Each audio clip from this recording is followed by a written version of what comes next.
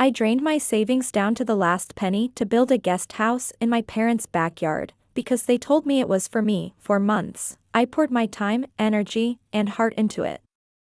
Every floorboard, every cabinet, every light fixture was chosen by me. This wasn't just a structure, it was my home, my escape. My mother had called it an investment in your future, sweetheart. My father said it would be mine forever. I believed them, but the day it was finished, the very moment I should have been moving in, my dad handed me my bags. Your sister needs it more than you, he said, like it was the most natural thing in the world. No discussion. No apology. No shame. That I remember standing there, frozen, waiting for someone to laugh and say it was a bad joke. But my mom only smiled softly, the way she does when she's telling me I'm overreacting. You're young, Emily. No husband, no kids. You'll be fine. But your sister, this will give her a fresh start. I looked at Lisa, my younger sister, expecting maybe a flicker of guilt. Nothing. Just a shrug. You don't really need it, Em. And it's not like you were paying rent. I almost laughed, not because it was funny, but because it was absurd. I had paid for everything. Every nail, every tile, every appliance. And somehow, I was being cast as selfish for wanting the home I'd built with my own hands. I didn't argue. I didn't shout. I just walked away, and that's when the real silence began. At first, they didn't call. I think they assumed I'd crawl back, maybe offer to share the space with Lisa. I didn't. I cut contact quietly, no big declarations. I simply removed myself. The thing is, I knew something they didn't. At the very end of construction, my dad decided to save money by replacing my vetted contractors with his own guy for the final work, plumbing, electrical, finishing touches. I told him it was a bad idea. Emily, you worry too much, he'd laughed. Now it wasn't my problem. Not a week later, the calls began. First my mom, then Lisa, then Dad. I ignored them all until my voicemail filled with my mother's strained voice. Emily, I don't know if you knew something, but the guest house has major issues.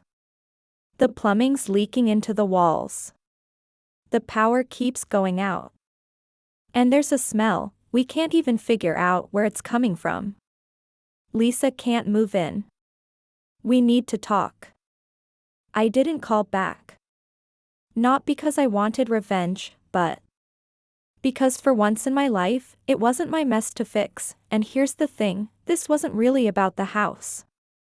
It was about a lifetime of being the backup plan, the fixer, the one expected to quietly hand over whatever I had so Lisa could be comfortable growing up. Lisa could do no wrong. She was the baby. If we fought, it was my fault. If she lost something, I was sent to find it. She even crashed my car once and told my parents it was my fault, and they believed her. The first time I realized how deep the favoritism ran, I was 17. I'd spent an entire summer working to save for a used car. My parents promised to match my savings.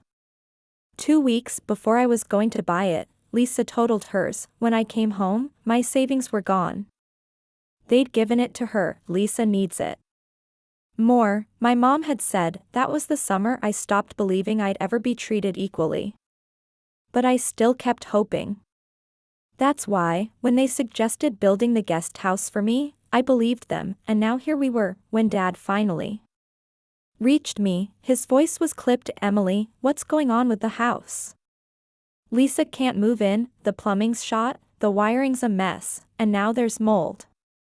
Did you leave something unfinished? I didn't even try to hide my amusement. No, Dad. You're the one who hired the cheap contractor against my advice. Maybe call him. A pause. Then, we don't have the money to fix this right now. And there it was, the real reason he'd called. I'm sorry, Dad. That's not my responsibility. Silence. Then the anger came, you can't just walk away from your family. We raised you. We gave you everything. I laughed, a short, humorless sound. No, Dad. I gave you everything. And I'm done. After that, the smear campaign began. Relatives started texting. My grandmother reached out, saying she'd heard I'd abandoned my parents and left the house a wreck. They were rewriting the story before I could speak, painting me as the selfish, ungrateful one. But then my aunt messaged, I heard the guest house is unlivable. Is that true? My cousin followed, do your parents really not have the money to fix it? Lisa's fiancé is furious. It clicked. The situation was collapsing, and now even Lisa was feeling the fallout. When she called, she didn't waste time. What the hell is wrong with that house? Why are you asking me? Because Dad said you oversaw everything. I did. Until Dad brought in his guy to finish it. A pause. Then she snapped, it's your fault the permits aren't going through. I smiled to myself. You mean the permits I was going to file before I was kicked out? Yeah. Not my problem. Her voice turned sharp. God, you're selfish. Goodbye, Lisa. I knew then my parents' story was crumbling. The more they tried to twist the truth, the more questions people would ask. And the truth had a way of slipping through cracks. The final crack came from my grandmother. I spoke to your mother, she said. Her version doesn't sound right. Why don't you tell me what really happened? So I did. Everything. From the promises, to the lies, to being handed my bags instead of a key. She listened, then said, that's low. You should come to Sunday dinner. Sunday dinner was tense. Whispers, sideways glances, awkward small talk. And then my grandmother, bless her, turned to Lisa, how's the new house coming along? Lisa mumbled something about minor delays. Grandma looked at me. Weren't you in charge of that build?